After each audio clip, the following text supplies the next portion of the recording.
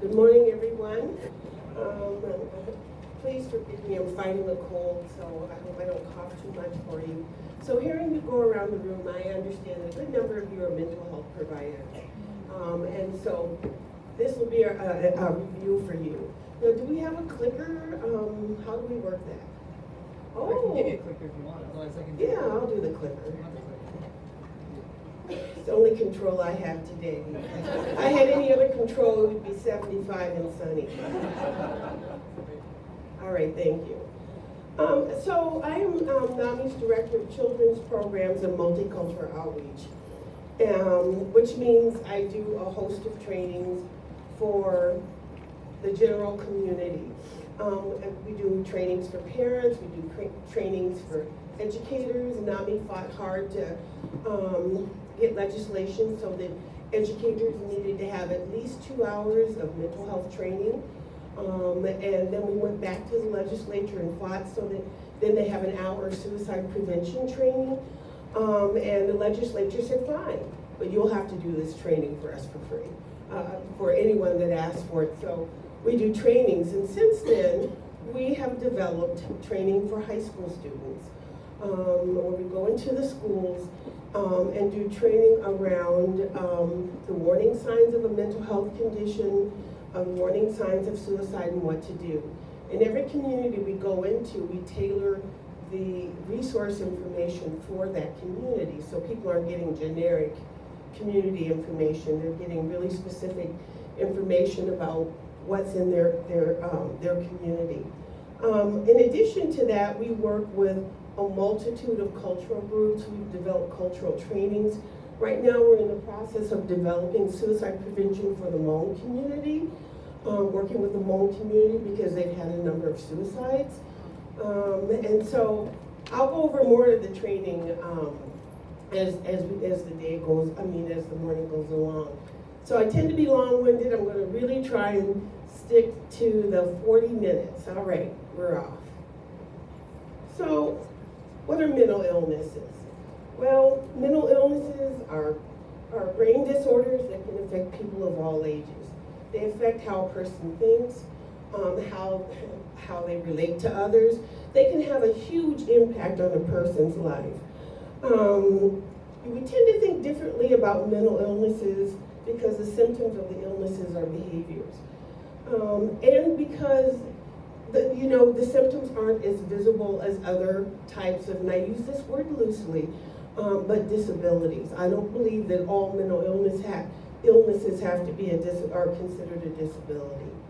So the prevalence of mental illness is that 1 in 5 young people and 1 in 5 adults will live with a mental illness. 20% of our workforce lives with a mental illness. Half of people who live with a mental illness, more than half, actually never get the help that they need.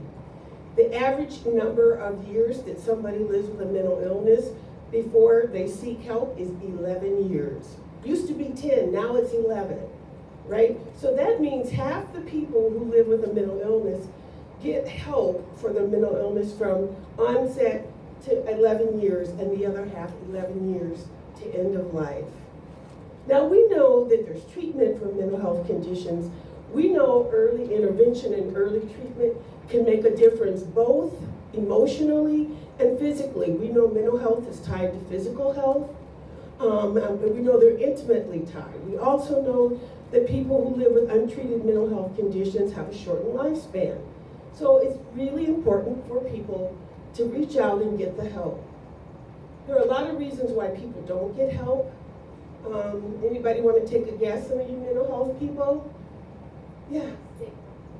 Stigma, absolutely. And we see stigma play out in a whole lot of different ways, both in parents who disallow their children to get help, or people who don't seek help because they don't want others to know, or that they feel that it's a negative stain on people. Any other reasons why? Yeah. Absolutely. They may not have insight. Not everyone who has a mental illness has insight, knows that they need help. Yes.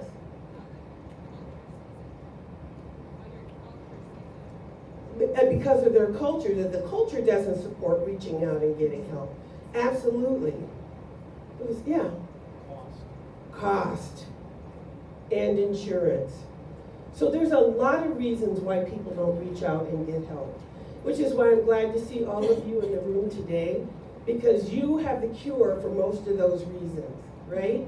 When you look at who's around the table, mental health, community members, school, we've come a long way, but we're still on the road and we still have a long ways to go. So 57% of all adults at some point in their life will experience a mental illness. That's more than half of us will have symptoms that could be categorized as a mental illness. So mental illnesses are common. Is anybody surprised by that data? No. All right. So half of all lifetime cases of mental illness start by age 14. So that means they start from young adulthood, and you may see them in schools. So teachers may see signs of a mental illness. Children may write about them. They may have behaviors. They may draw about them.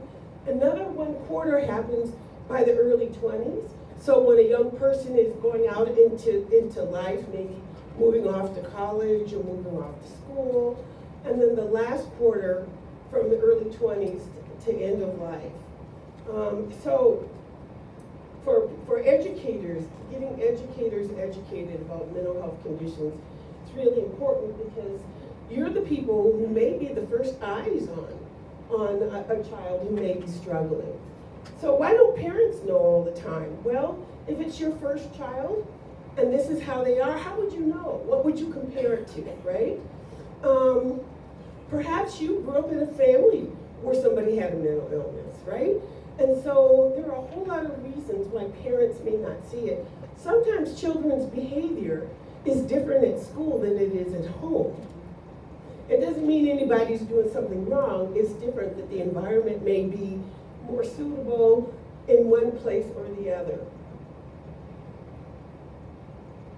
So I have a strong belief that mental illnesses do not have to turn a person's life upside down.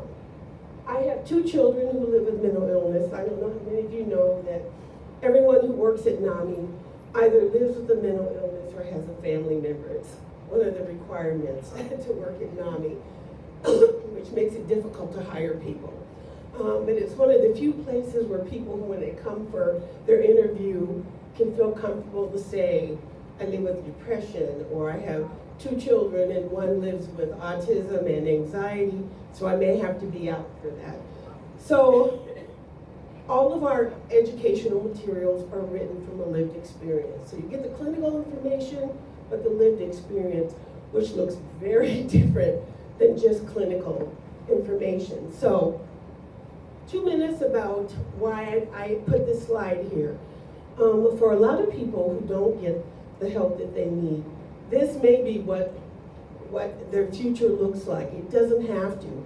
So my first child lives with autism, anxiety, and depression. She's 29. She still lives at home, but she has learning disabilities and physical health issues. I'm happy to report that despite all of her challenges, she graduated from Augsburg College in December. She holds down a job, and she has the life she always wanted. My son's mental illness emerged when he was away in school in Washington, D.C., and he ended up in the hospital. And I don't know how many parents have ever had their kids in the hospital, kids over 18, and they won't talk to you because they don't have the right paperwork. And so I learned a lot from that experience. But what I learned to plan and prepare and prevent, and this was my child who was a high achiever. He was doing well. When my daughter was so labor intensive, he was the one that was the rock, right? So I was absolutely flabbergasted when his mental health challenges emerged. So what I learned about this is it does not have to derail your life. With the proper supports And supports can be coping strategies, it can be medication, it can be therapy, but the proper supports are life-changing. So with my daughter, the proper supports are she is an ILS, independent living skills worker, she has a PCA, she had great assistance in college, and initially when she was diagnosed, they had a terrible prognosis for her. And my mother said to me, don't let anyone limit your child's abilities.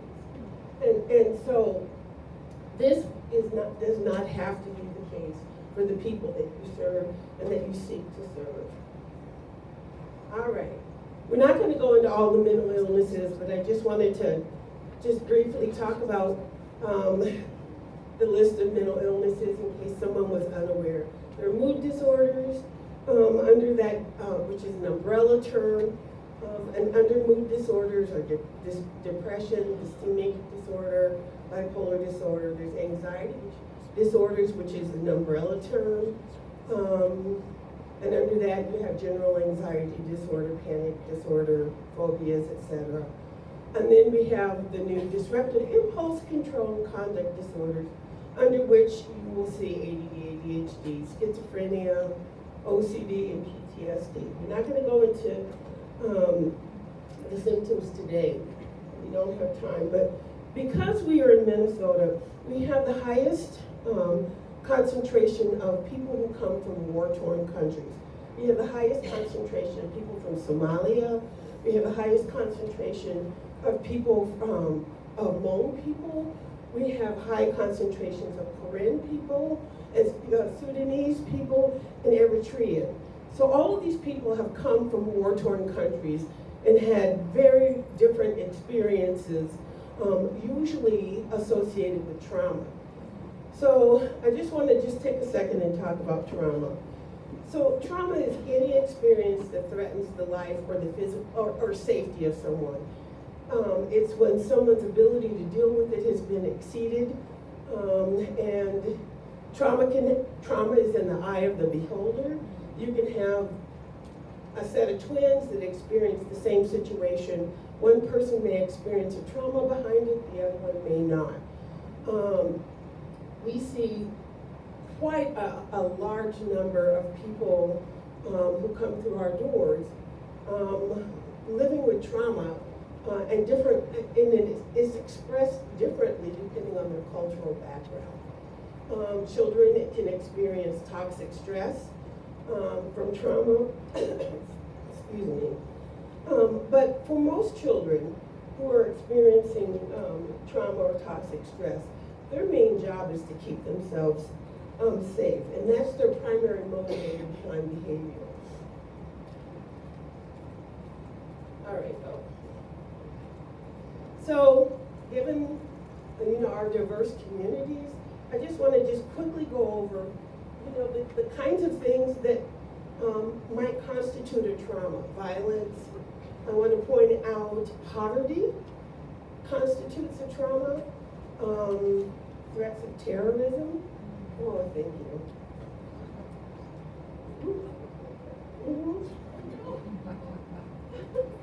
I fixed it.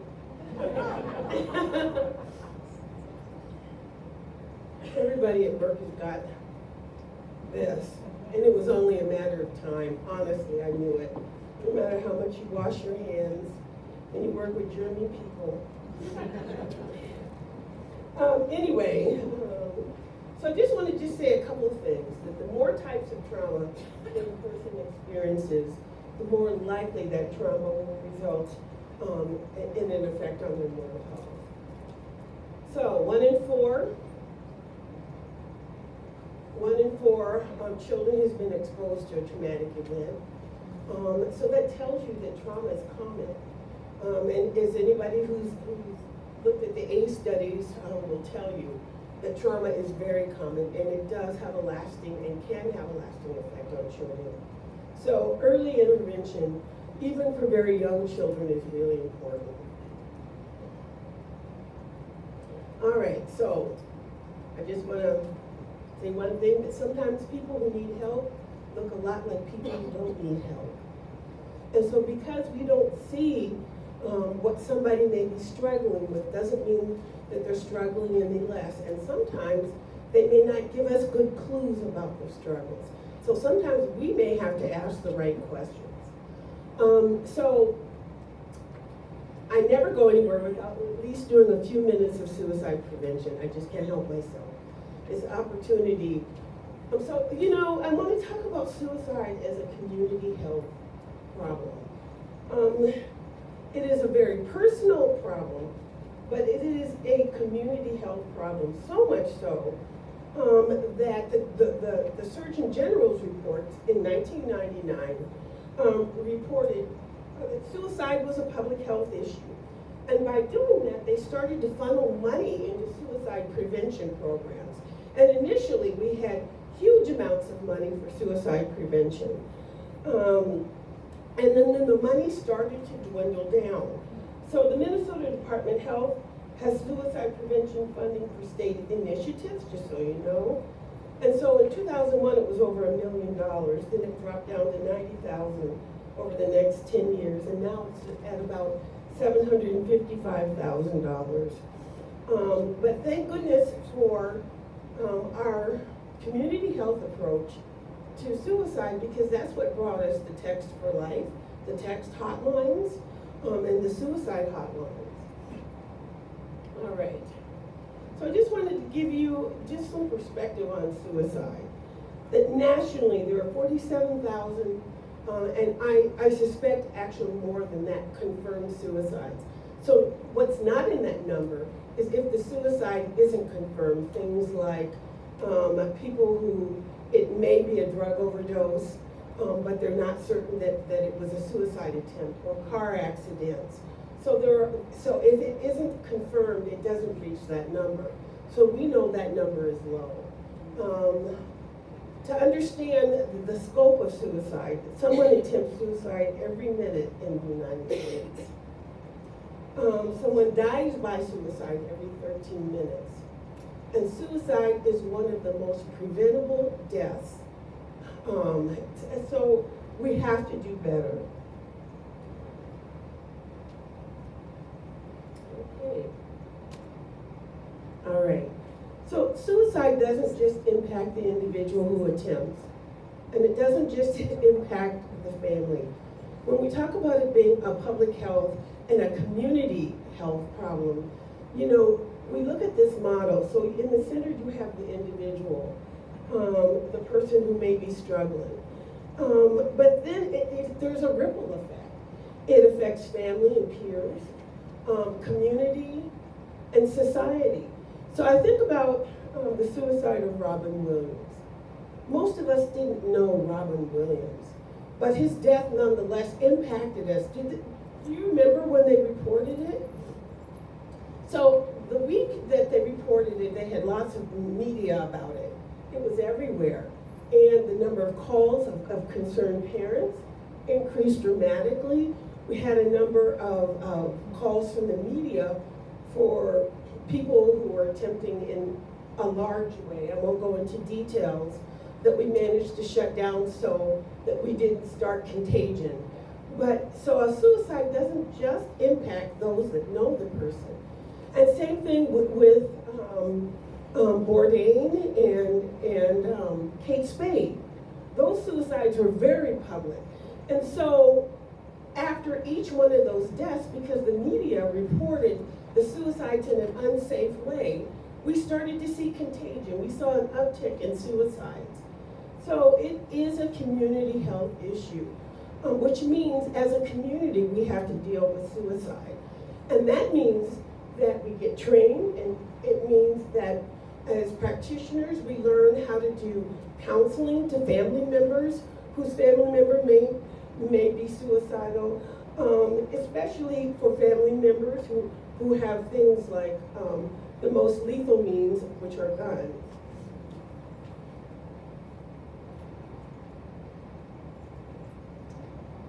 So suicide is the second leading cause of death for young people.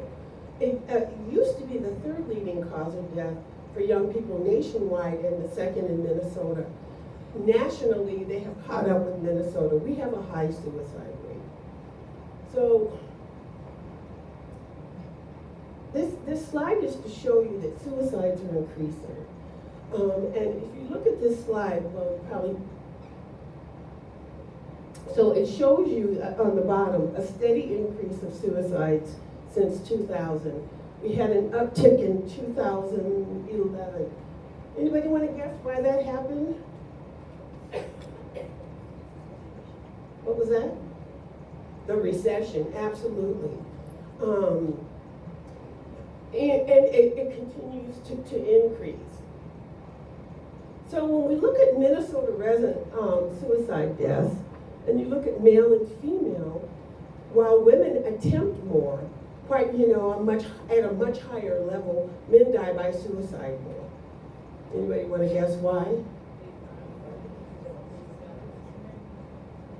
They use more lethal means. All right, so when you look at the age groups as well, so the blue are men, are males, and the red or the pink is females. But it's also separated by age group. And what I want to point out is the age group of 50 to 54-year-olds is among the highest. We also know that there's, in that data, that there are differences according to race, and even urban versus suburban. We're seeing an uptick in farmer suicides, especially this year.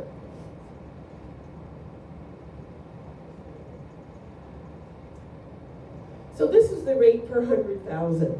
And what I wanted to just point out is in the over 85-year-old population is the highest suicide rate. Does that surprise anyone? For males. Why do you suppose that is? What was that? Their health is declining? That's what I was gonna say, maybe their loved ones have passed on, and so they figure they're as quiet as Okay. She was saying they may have figured their loved ones have passed on, so they figure why stay around? Yeah. They don't want to be a burden. Absolutely, all those things are correct. In addition to that, there is a myth that depression is a normal part of aging, and it isn't. So that group of people is less likely to reach out, talk to their doctors, talk to anyone about their depression because they feel like it's just a normal part of aging. And so as a community, this is something that we need to be aware of, is that it's okay to talk about depression, and no, it is not a normal part of aging.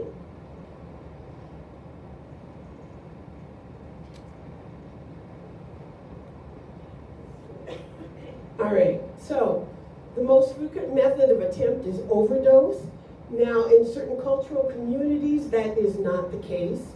In the American Indian community, there's an uptick in suicides by suffocation. But in general, overall, the most frequent method of attempt is overdose on over-the-counter medications. So you know those great big bottles of Tylenol that you can get 10 years supply for $5? Well, you know, in my age group, when they started really focusing on suicide prevention, they said, oh, get your prescription drugs out and get your over-the-counter drugs out. So in Sri Lanka, they had huge numbers of deaths from the most available form of pesticide. So they banned that form of pesticide, and their suicide rate went down 40%. In the UK, they banned the big bottles of Tylenol and instead made them into blister packs, right? So, I mean, like suicide rate went down about 40%. So it's really important to understand the low-hanging fruit that can really impact the suicide rate. All right, so what do you do if somebody is suicidal? Well, first of all, you need to understand they may not feel like help will be helpful for them. That shouldn't stop you. If they refuse help, you might need to get other people involved. And who might those other people be? Well, have you heard of the crisis teams? Does everybody know about the crisis teams that are mobile? They're open 24 hours a day, 7 days a week. Anybody here from the school system? Who would you get involved from the school system? Social worker and psychologist. Anybody else in the school? Yeah. The therapist. Some schools have school-based mental health services, which I absolutely love, because then we can ensure that children get the kind of help that they need without burdening parents to get off work, to have services that they may not be able to get children to. So, while arranging for help if somebody is suicidal, it's really important to stay with the person. Who do you call? Well, we need to talk about 911. We talked about the crisis line and counselor. Family doctors are a really good resource. First of all, for people affected by stigma, it's a little easier to get to a family doctor. They may know the person. The person may already feel comfortable to talk to their family doctor if they have one. Also, it's easier to get a quick appointment with a family doctor versus a mental health practitioner. If they cannot, now in Minnesota, we started training family doctors to work with certain levels of mental health conditions. So if they're not able to handle it, they can help access a quicker appointment. So family doctors are a hidden gem. Other people is to take someone to a hospital ER and to call 911. So if a person is calling 911 for a mental health emergency, we recommend you saying this is a mental health emergency at least twice. And then ask for a CIT trained officer. And that's an officer who's been trained in crisis intervention and who's been trained to de-escalate the situation. They don't always have a CIT officer available, but a good amount of the time they do. About half of all officers in the state have been trained. So other things that you need to know if you're going to call 911, if the person is triggered by police uniforms, ask if they can send a plainclothes officer.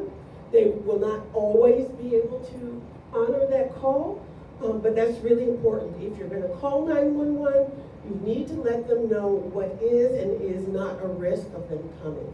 Is there weapons? If there's not, you need to say no weapons. A docile person, they just haven't taken their meds, etc. So you need to be very clear about the level of risk or the lack of the level of risk if you're calling 911. Yes. So, on numerous occasions, we have people come in and work let me know that because I'm in care industry, it's not uncomfortable to share with me that they're very depressed.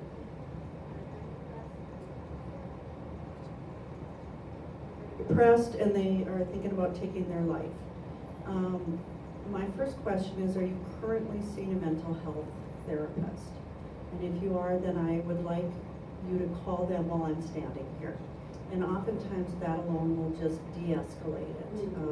More often than not, if they have, always, if they have a plan in place, the therapist has always been able to tell them, we want you to go right to the emergency room.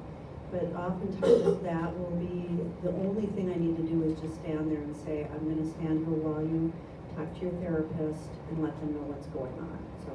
That's a good plan. That's a good plan. Therapists aren't always available. That's a huge challenge if they have one. Any other things people have done successfully to work with someone who may be suicidal? Yes.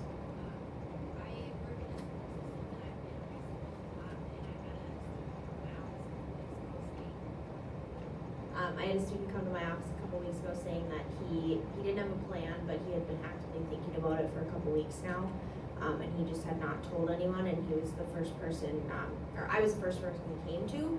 So walking him to his teacher's room and having both of us walk him to the therapist, and then having all three of us sit in there with him, A, letting him know that he's, you know, being cared for, and B, not, Absolutely. you know, leaving him alone for fear of him not thinking that he's important, and then also the fear of, you know, him doing something at school. So, you know, earlier I told you about that ending the silence training we do in high schools. About half the time that we do that training, and we do it all day, we do it for like all the health classes in a day. We hang around afterwards, and about half the time, some kid comes up and says, I was thinking about killing myself, or I was keeping the secret for my friend, and I promised not to tell. And, you know, it's a really powerful training. It's a 50-minute training. There's a PowerPoint with videos that is written by high school students for high school students. And then we take with us a young adult who lives with a mental illness who's doing well in recovery. And usually, you know, the PowerPoint is like an old person like me, and they're like, yeah, whatever. But then when the young person comes up, then they're like rapt. It's like, oh my gosh, pearls of wisdom. But we've reached over 5,000 students just since January. Absolutely. And so when we go into the schools, we always ask, who will we do a warm handoff to if we identify a young person who is thinking about suicide?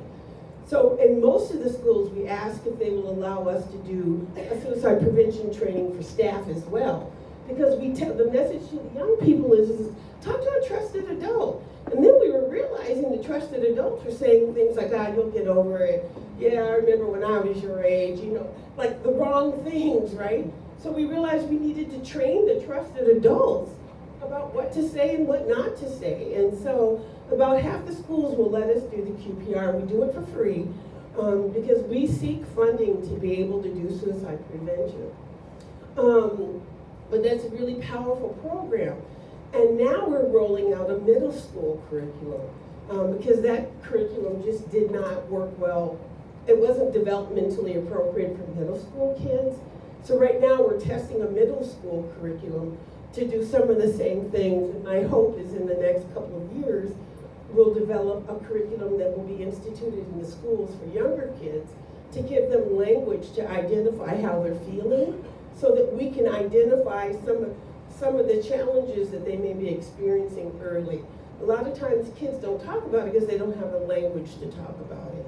And so with a kid with autism, I had to directly teach her about feelings, and these were things she didn't know intuitively and didn't learn because nobody ever teaches it directly.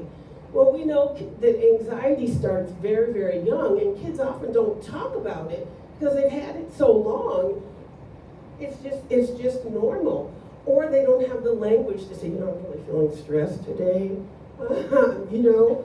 And we know that not all children exhibit anxiety in the way that we're used to seeing it. Sometimes it comes out as, we use the word irritability, but so you may see the girl standing by her locker wringing her hands worried, and the boy you may see punching the locker. That's every bit as much of anxiety as the girl next to him. We don't recognize that as anxiety. So if we give young people the language to be able to, and skills to identify their feelings, you know, the hope is that we can get people treated early so that it doesn't have that allostatic load, the stress of anxiety and worry for years and years. All right, so I just wanted, all right, where is that ways to help? I really like this slide. Suicide doesn't end. The chances of life getting worse. It eliminates the probability of it ever getting better. So, just some ways to help. Understand and recognize the warning signs and symptoms of mental illness. And understand that for some groups of folks, they may exhibit them differently. And so then we need to learn to ask the right questions or to listen differently when we're talking with someone from a different cultural community. Become familiar. I think most of you know about the support that's out there that's available. but there's a whole range of supports. And it's funny is that most people don't have a clue. They're really surprised when they find out that there are other kinds of supports that people just don't talk about. One that I was thinking about was VA, in terms of helping someone who has an IEP who wants to go to post-secondary education. They can help with transportation, they can help with books, they can help with tuition. So, it's like a secret. Nobody talks about it, I wanted to get a great big billboard and just like, look, check VA out. I mean, so there are a lot of other resources out there. So it's important to know what they are. Offer suicide prevention training to all staff and volunteers where you work. Everyone in this country needs to have suicide prevention education to know how to recognize and intervene. Keep crisis information readily available, and I actually brought a bunch with me today with the mobile crisis team numbers on them. And to bring it home is ensure safety in your own home, in terms of lethal means, in terms of over-the-counter medications. So even though your child may not be the child, or your family may not be the person who is suicidal, they may have friends who may be, right? And so then those kinds of things may be available to them. We do a training called CALM, where we work with practitioners on how to counsel people on access to lethal means, i.e. guns. And one of the things we talk about is, if your child is suicidal, you also need to ensure that they don't have access at grandma's house, at their friend's house, and at their cousin's house. So it's not just home, it's other places where they may have access. So I just want to talk a minute, this is my last couple, about suicide. So there was a study done in the hospital with people who made an attempt. And they asked the person, how many minutes after they made the decision to attempt did they attempt? And overwhelmingly, about half of people said 10 minutes. So if we can buy 10 minutes by getting the means out of the way, they have to go somewhere else, that 10 minutes is enough to deter about 48% of people. Remember the blister packs with the Tylenol. So can you imagine? 10 minutes, it'll take more than 10 minutes to go through those blister packs. So, all right, last slide. Advocacy resources for people with mental health conditions. Bazelon is an amazing resource. And same way with Rights Law. If somebody's struggling with getting insurance, or their insurance company is not covering their mental health with the parity that they're covering physical health, the Minnesota Department of Commerce is where you call. Other places, the Ombudsman for Mental Health, and PACER, and Minnesota Disability Law Center. So, this is what we do. We do lots of legislative advocacy, support groups, suicide prevention, lots of education in classes. And we have booklets and fact sheets. And I just want to point out, we have them for adults and we have them for children. And they're written on a lower level. They're written so that you can go right to the thing that you're looking for without having to read through a whole bunch. And it really, we have booklets that go into explaining how you get your needs met through the mental health system, which we know is a very complex system. So, I have a minute for questions. 1 minute, because Brad is up next. Okay.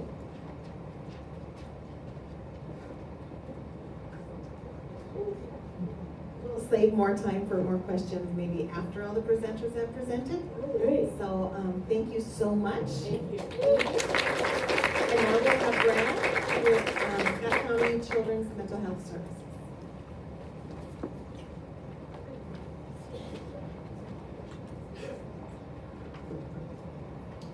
Good morning, everyone. Again, my name is Brad Benson. I work at Children's Mental Health Services in Scott County Human Services. I have about 10 minutes here, and it's my presentation a little bit about some of the history of children's mental health and about our services, and then some current trends. In 1989, the Minnesota legislature established the Comprehensive Children's Mental Health Act, and with that established case management services. So in 1989, Scott County Children's Mental Health opened up for business. They hired 2 case managers, but also that Comprehensive Health Act set priorities for the state to expand emergency or crisis services, outpatient services, screening and early identification, as well as residential treatment. To access children's mental health case management services at Scott County, all a family has to do is make a phone call to Scott County Central Intake and request case management services. We do take referrals from outside agencies and providers, but we will follow up and outreach with those parents before we start services, because the parents and family have to be willing and cooperative, as we are a voluntary service. To be eligible for case management, we have to get a diagnostic assessment from a mental health provider. The state of Minnesota has some criteria on establishing eligibility, and that involves a mental health diagnosis. Some examples of that are psychosis, depression, but also just kind of the risk of harm to self or others that are caused or due to the emotional disturbance, as well as being a victim of abuse, physical or sexual abuse or trauma. Also, we also do accept kids, as you said, youth that are at risk of inpatient hospitalization or placement in the residential treatment program. And we also accept kids or youth that have significant functioning impairment due to the emotional disturbance. And so we have about 5-6 years ago, we changed our criteria. We used to have families would be required to have that eligibility before receiving services. We opened it up, as we call it, preemptive eligibility, and we will help families without a diagnostic assessment for up to 3 to 4 months. But in that time, we'll try to get an updated diagnostic assessment to determine eligibility. The main task we do in case management, or we do an assessment. We call it a functional assessment. We explore with the family their kind of worries and concerns, as well as their strengths in 7 domains of their life. A couple examples of those domains are mental health, functioning, family functioning, physical health functioning, school educational functioning, as well as just some basic needs like housing and transportation and the like. With that assessment, we go back to the family. We get releases and talk to other providers, and we establish a case plan or some goals around what they've described to us and what kind of information we're getting that their worries and concerns are. And so we develop a case plan with that, and then help them hook up with services, whether that's community supports, psychiatry, mental therapy, and the like. Sometimes we have to help them find funding for those services, and then we coordinate with those services and kind of monitor progress. We also do assist with crisis planning, and we establish what we call crisis assistance planning. I usually call it with my families, who do you call and what do you do? It's not so much what a therapist would do as a safety plan, but it's kind of a broader resource handout that we've created with names and numbers of people to call, and that's very specific to the kids' needs and kind of their concerns. We also do screen for level of care when there's a request for residential treatment that requires public funding. It is our one of our tasks that we do is we have a screening team that assesses the need for that level of care. We approve it or not based on the information we get. So we will then participate in a residential treatment placement, participate in their goals, monitoring the progress, and work towards that youth returning home and transitioning home. But our philosophy is that children's needs are best met in the family, and in the home and out-of-home placement is the last resort. So it's rare situations that we will place youth, but in some circumstances, the child's safety may require that. As an overview, Scott County in 2019, we had 168 new referrals for case management services. At any given time, we serve 80 to 90 families. When we started, and the unit started in 1989, we had 2. We currently have 5 case managers, and our workloads range from 15 to 20 per worker.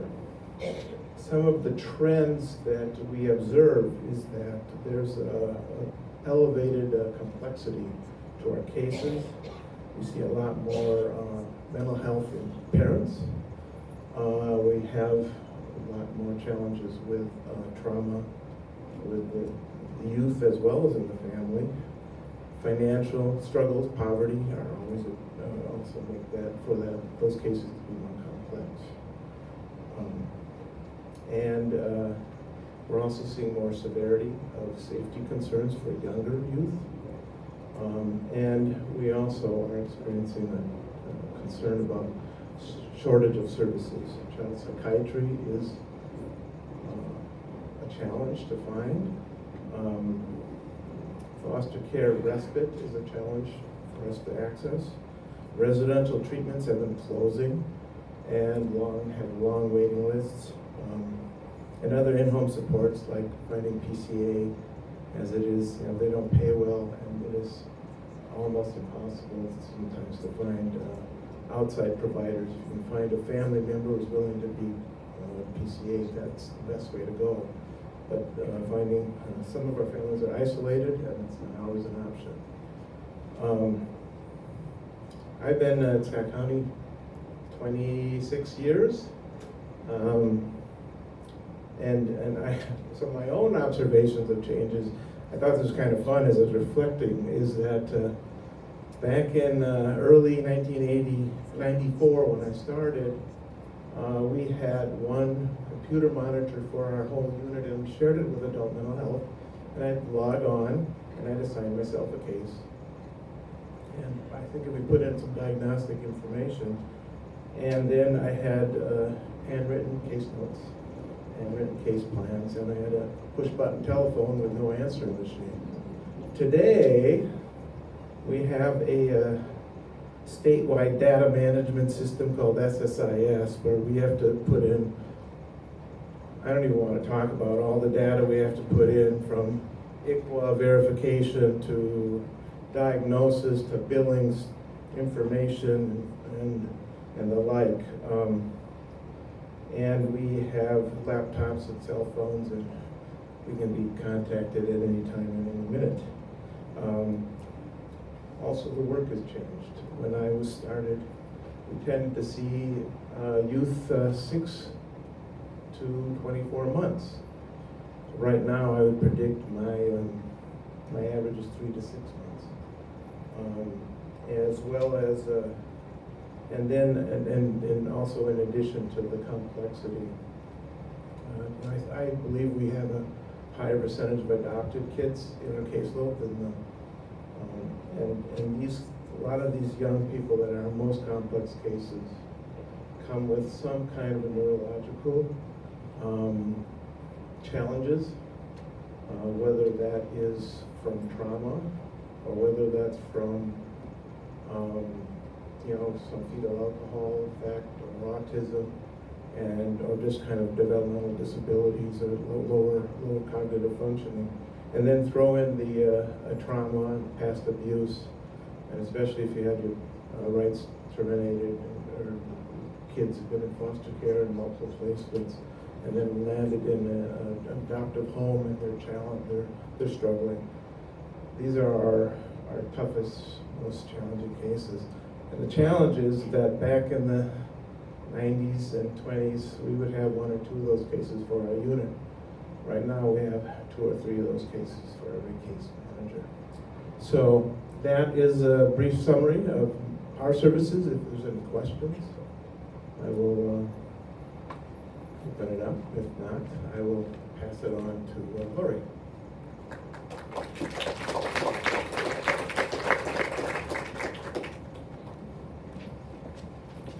I'd like to talk today a little bit about some of the services available for adults with mental illness. And I work with the unit where we do the targeted case management. And people often ask what that is, and that's really working with adults with a serious and persistent mental illness. So you think of all the mental illnesses, these would be the ones that are probably more high level and difficult, where clients really are debilitated that they can't maybe get to work or school or do things in the community anymore. So what does case management do? Well, we help people find those psychiatric resources. Maybe they need to have a psychiatrist or a therapist, or they might need some kind of programming, day treatment programming. So a case manager would help them locate those services they need. Along with that would be medical services. So often people have neglected their medical health. Often when medical health is not well, their mental illness gets worse as well. So we would look at getting people back in the clinic hooked up with services, maybe help them find a dentist, which is really challenging with medical assistance.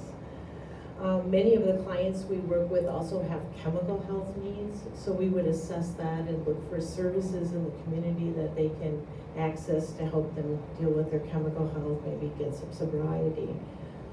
Clients are often very socially isolated. They don't get out much. We try to work on that so that they get back out and be part of the community, part of their families again. Many times when clients are first diagnosed with a mental illness, they're in high school or college, and so they maybe didn't finish high school, they didn't finish a degree. Many clients we work with maybe started college. So as they get better, we would try to help them finish that, get a GED, or maybe go back and finish courses they had to pursue a profession that they had in mind. We work with vocational, trying to get people back into jobs and work. We're very fortunate that we received grant funding with Guild Incorporated to do individual placement services where we can have a worker work with someone, helping them locate a job, get through the interview process, and then maybe some job keeping skills to try to help them keep that job now. And we work with any other kind of needs that an individual might come up with. I mean, we really personalize our treatment plans to be what they want and what they need. Getting services is easy. It starts with just a call in to our central intake at Human Services where they get some basic information. We really would like the individual with the illness to call if at all possible. I know family members are so anxious to I'm going to sign you up for this. This is just what you need. And a good comparison I like to make is, I could just imagine if I went home tonight and told my husband, guess what, I signed you up for Weight Watchers.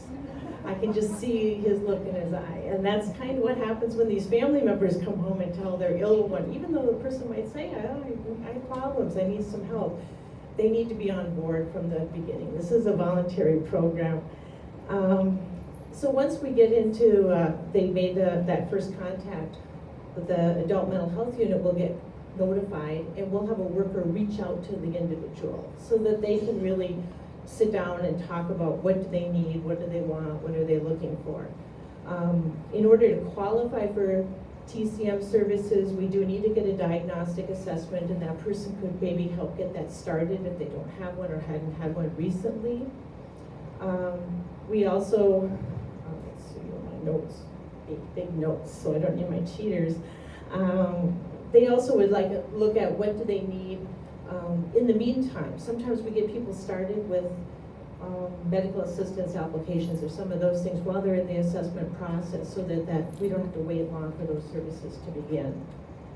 Once they get those things going, they'll be assigned a worker in case management, and we'll look at what are their strengths, what kind of resources are they needing, and what kind of supports can we put in place. We'll look at that health and safety factor as well. We might make referrals to other services that they need in the community, and we'll meet with the client every month, at least monthly, sometimes more, to see what we can do to make those things happen and put those things together. We really like to use a recovery model, so as people improve and maybe don't need such intense services, they maybe will not have case management, but it's very easy to come back into services. We're very fluid, so we'll have people maybe work with us for a year or two. Maybe they're doing well, went back to school doing things, and then we'll maybe be contacted down the road, you know, not doing as well, or I think I need a med change, and we'll just put them back into service and help them. So it's really when they need it. Another service that we have, I'll give you a few stats before I move on. Last year we served about 561 clients total. At any given time, we average about 210 clients in case management. This year already, we've served 212 clients, and we've opened 56 new cases. So the year is really, we have a ways to go. We've closed 36 cases this year. Right now, we're a little backed up. We have a lot of people coming in. I think we have about 40 people that came into assessment. So shows how busy we've been. Another option for people, maybe they don't need that high level of care. We have the Anchor Center, which is our county's community support program. And anyone who lives in Scott County with a mental illness can come to the Anchor Center. You don't need a diagnosis or a diagnostic assessment. You don't need any kind of intake process. You can just come to the Anchor Center. You don't need to be open to any other services at the county either. The Anchor Center is located at the Career Force Center, which was formerly known as the Workforce Center, and over on Canterbury Road. There we offer social, recreational, and educational opportunities for individuals. People can socialize, meet friends. I know it's nice to see people make friends, that they actually do things outside the Anchor Center, that they really certainly have that social network again. We offer some educational opportunities. I know we've had like law enforcement come to talk about personal safety. I saw our travel trainers over here. I think you've been out to meet with our folks before, so that we bring some resources in so people can learn about things available in their own community. People that are attending the Anchor Center also have an option to also access those vocational services, same as case management, with the guild staff and the individual placement services. So sometimes people there might want some vocational input. We have a MICD group, so that people have an option to work on their dual diagnosis if they want. A little different than AA, maybe a little bit more person-centered for the individuals with both those illnesses. Getting access to the information about Anchor Center is not hard. We have a mailing list, so if people come, they can get on a mailing list, and we'll send a nice calendar to hang on the refrigerator.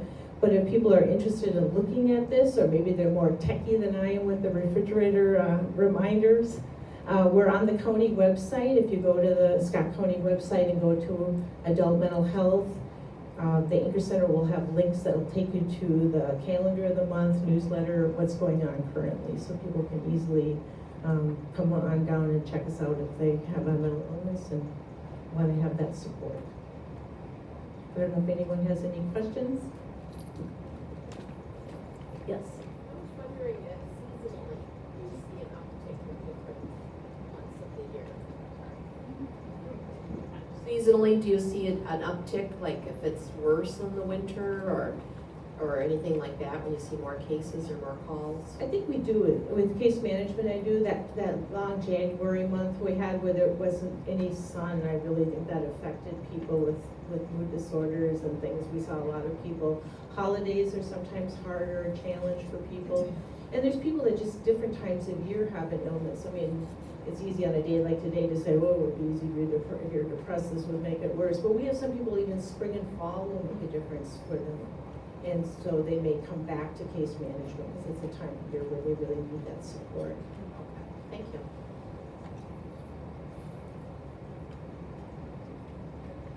Any other questions? Thank you.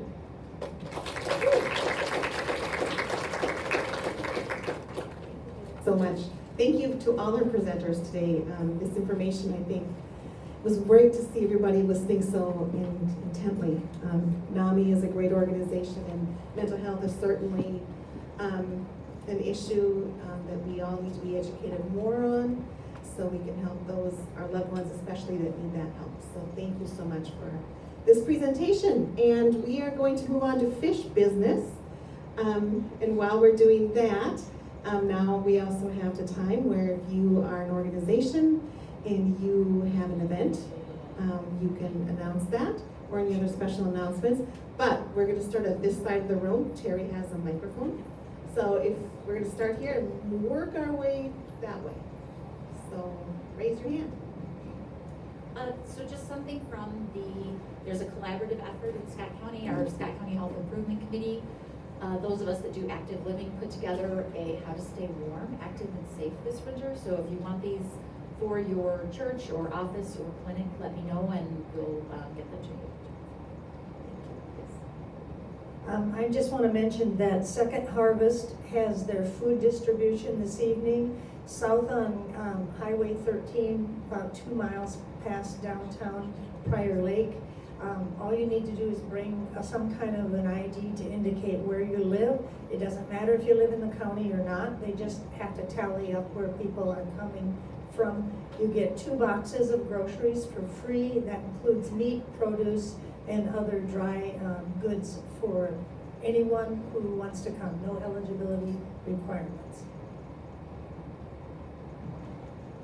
I have Scott County NAMI brochures, if you want them in your place of work or anywhere that you want to put them in. I also have the Canvas ones they're the crisis, mental health crisis in Scott County. So if you need those or want them in your place of organization, please let me know.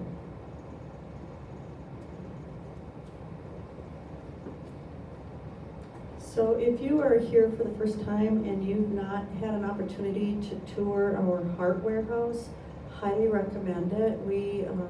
It's one of those things that when people go, they're like, wow, we had no idea. But if you resource at all, this would be an opportunity. If you're working with people that need resources, I'll give tours afterwards. I'll just meet you right out here.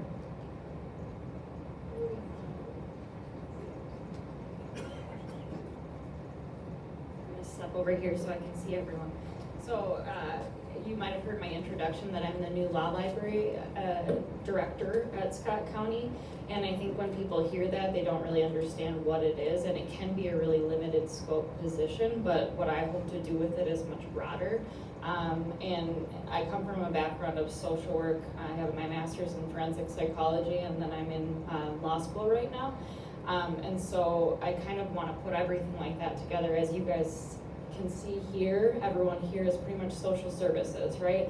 So I want to be the liaison between social services and the legal community, because so often those things are very separate, and as you guys know, they're not so separate in reality, and very often people have multiple issues like that going on. So if you have questions about the law, people with legal issues, anybody who has basic things that they just don't know where to go for that sort of thing, they think it might be related to the law, you can certainly give me a call.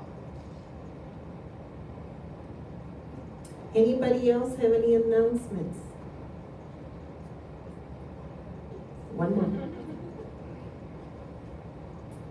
I work for the Community Development Agency, and I don't know if anyone was gonna talk about the census at all, but I do have some resources here if anyone's interested in taking back some census information. According to the Census Bureau, they kind of gave us some talking points. There's been they've undercounted certain populations, which I think that makes sense, but young children, people of color, indigenous people, and urban and rural low-income households. So if you work with anybody that might not know anything about the census or understand why it's important, I do have some talking points here along with some flyers, posters if you want to post them wherever you're working. And then also the CDA has home ownership counseling, so we have foreclosure prevention and first-time homebuyers classes. Our next workshop is February 21st, so they're taking applications for that if you have anyone that's looking to learn about home ownership. Thank you very much. One more? I thought of this, we, at the CAP agency, as you may have known, we're very sad to lose our executive director, Joe Vaughn, but as of Tuesday night, the board of directors was pleased to announce that Jeff Hansen is the new executive director for the CAP agency. And Jeff has over 25 years of nonprofit experience, and most recently as the director of business, community, and government relations for a national nonprofit headquartered in the Twin Cities. So we're very happy to have Jeff on board, so I thought I'd let everybody know. Great. Well, Fish has a couple announcements also, as you can see on the PowerPoint and at your table. There are some invitations. You are all invited to our faith breakfast, and that is Tuesday, February 25th in Jordan at Hope Lutheran Church. And we will have Tim Cryer with Treehouse, Gretchen Young from Scott County, Lisa Welter, and then Heather Wilson with Together We Can. And they'll be talking about their initiative to end child abuse in Scott County. So I'm hoping that you will all attend. You could check out for the flyer on our website if you don't take an invitation. But please accept this extended invitation to that event. And let's see, we have one more slide, maybe go back. There we go. Next month, we will have emergency management, and Scott Haas will be presenting about Scott County and how they kind of put together and develop a plan for helping residents in crisis in Scott County. So that will be really interesting, I think, and that's at Prior Lake City Hall. And if you liked what you heard today, but you just think I didn't take notes, I wish I had, if you are part of our network, you will get an email with notes that Jean has taken, the PowerPoint that the presenters gave, and then also a YouTube video, so you can watch the presentation again if you like. So thank you so much, everybody, for attending. Thank you, Hosanna, for hosting us. This is such a great location. Thank you so much for the wonderful coffee and snacks and everything. So have a great warm day, everybody. We'll see you next month. Take the tour. You won't regret it.